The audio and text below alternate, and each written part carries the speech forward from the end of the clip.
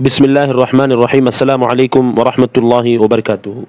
آج کے درس میں ہم انشاءاللہ جار مجرور اور ظرف مظروف کے متعلق چند ایسی باتیں آپ کے سامنے رکھیں گے جو آپ کو زندگی بھر کام آئیں گی۔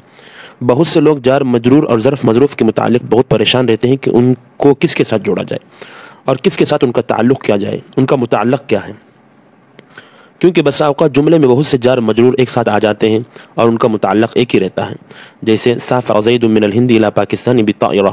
اس مثال میں اگر آپ غور کریں گے 3 متعلقات ہیں، من الی با، اور متعلق صرف ایک ہے سافرہ۔ اب سوال یہ پیدا ہوتا ہے کہ کیا ان تینوں متعلقات کو ایک ساتھ کے ساتھ جوڑ دیا جائے یا کوئی الگ متعلق نکالا جائے۔ اس میں مبتدی طلباء کو بہت زیادہ پریشانی ہوتی ہے، یا بسا اوقات متعلق ایک رہتا ہے جملے میں، متعلقات زیادہ رہتے ہیں، جیسے احب القراءۃ فی المسجد۔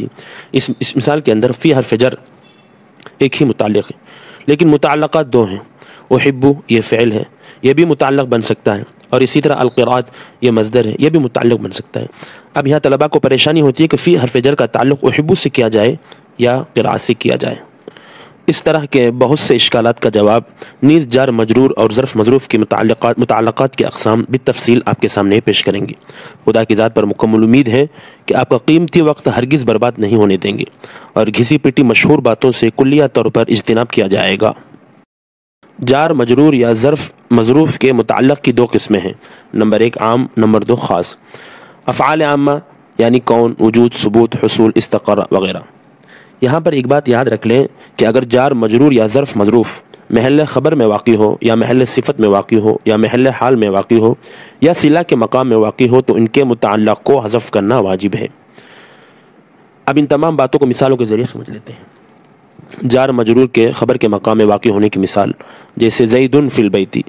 اگر آپ اس مثال میں غور کریں گے تو جار مجرور یعنی شبہ جملہ محل خبر میں واقع ہوا ہے، تو لہٰذا اس صورت کے اندر اس کے متعلق کو حذف کرنا واجب ہوگا۔ اس کا مطلب یہ ہے کہ زید کائن یا زید ثابت فی البیت یا زید موجود فی البیت آپ نہیں کہہ سکتے، بلکہ آپ کو زید فی البیت کہنا پڑے گا۔ اسی طرح دوسری مثال جاء رجل علی الفرس۔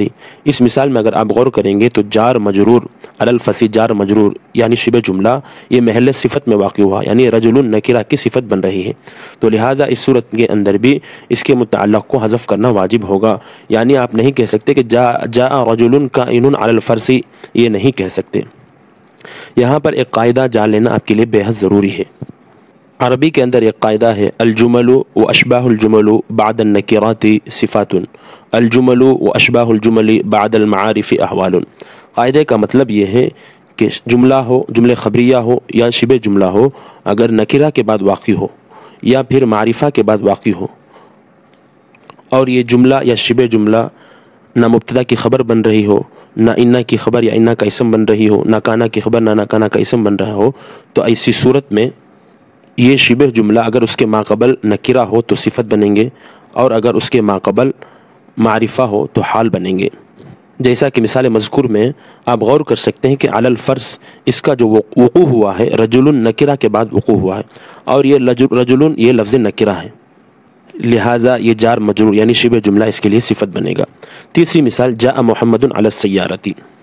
اس مثال میں اگر آپ غور کریں گے علی السیارۃ یہ محل حال میں واقع ہوا ہے، یعنی ماقبل مذکورہ قاعدے کے مطابق یہ اس کا وقوع یعنی شبہ جملے کا وقوع معرفہ کے بعد ہوا ہے، لہٰذا اس کو اس معرفہ یعنی محمد کو ہم ذوالحال بنائیں گے، اور اس جار مجرور یعنی شبہ جملہ کو ہم اس کے لیے حال بنائیں گے۔ چوتھی مثال اکرمت الذی عندک۔ اس مثال میں اگر آپ غور کریں گے عندک یہ ظرف، یہ الذی اس میں موصول کا صلہ بن رہا ہے۔ یہاں ایک بات یاد رکھنا ضروری ہے، وہ یہ ہے کہ جار مجرور یا ظرف مظروف صلہ کے مقام میں اگر واقع ہو رہے ہوں تو اس وقت اس کا تعلق فعل عام سے کرتے وقت صرف آپ فعل کو ہی مقدر مان سکتے ہیں، یعنی استقرار، ثبت، کانا وغیرہ کو ہی آپ مقدر مان سکتے ہیں۔ آپ شبہ فعل کو مقدر نہیں مان سکتے، یعنی کائن، ثابت، مستقل کو نہیں مان سکتے، کیونکہ اس میں موصول کا صلہ جملے فعلیہ ہوتا ہے، جملے اسمیہ نہیں ہوتا۔ لہٰذا عندکا سے پہلے جو آپ نے فعل عام کو مقدر مانیں گے وہ فعل کو مانیں گے، شبہ فعل کو نہیں مان سکتے، یعنی کانا یا ثبتا کو ہی مان سکتے ہیں، استقرا وغیرہ کو ہی مان سکتے ہیں، کائن، ثابت، مستقل وغیرہ کو نہیں مان سکتے۔ اب متعلق کی جو دوسری قسم ہے خاص، اس کو جان لیتے ہیں۔ متعلق کی دوسری قسم خاص، جس کو ہم ظرف لغو بھی کہتے ہیں، یعنی جملے میں شبہ جملے کا متعلق لفظوں میں موجود رہے گا بظاہر آپ کو نظر آئے گا، متعلق عام کی طرح پوشیدہ نہیں رہے گا۔ اس کی بھی 3 صورتیں ہیں۔ نمبر 1، یا تو متعلق جملے میں مذکور رہے گا، جیسے صلیت فی المسجد، فی المسجد جار مجرور ہے، اس کا متعلق جملے میں صلیت موجود ہے۔ نمبر 2، یا اس متعلق کو حذف کرنا واجب ہوگا جبکہ سیاق کلام اس محذوف متعلق پر دلالت کرے، جیسے الیوم سافرت فیہ۔ اس مثال میں الیوم کا متعلق سافرت کو حذف کرنا واجب ہے، یعنی آپ سافرت الیوم سافرت فیہ نہیں کہہ سکتے۔ نمبر 3، شبہ جملہ کے متعلق کو حذف کرنا جائز ہوگا، جیسے الیوم اس شخص کے جواب میں جس نے آپ سے کہا متا جیتا، تم کب آئے، تو آپ کے لیے صرف الیوم بھی کہہ سکتے ہیں، یا پھر جئت الیوم متعلق کے ذکر کے ساتھ بھی آپ کہہ سکتے ہیں۔ جار مجرور کے متعلق ایک اہم بات بتا دوں کہ حروف جارہ کی 3 قسمیں ہیں۔ نمبر 1 حروف جارہ اصلیہ، نمبر 2 حروف جارہ زائدہ، نمبر 3 حروف جارہ مشابہ بالزائدہ۔ ان 3 قسموں میں پہلی قسم یعنی حروف جارہ اصلیہ ہی کے متعلق کو جملے میں تلاش کیا جائے گا، جملے میں نکالا جائے گا۔ بقیہ 2 قسمیں کے متعلق کو نہیں نکالا جائے گا۔ واللہ اعلم بالصواب۔ امید ہے کہ بات مفید لگی ہوگی۔ اگر آپ کو ایک مرتبہ میں بات سمجھ میں نہیں آئی تو ویڈیو کو بار بار دیکھیں، بات ضرور سمجھ میں آ جائے گی۔ السلام علیکم ورحمۃ اللہ۔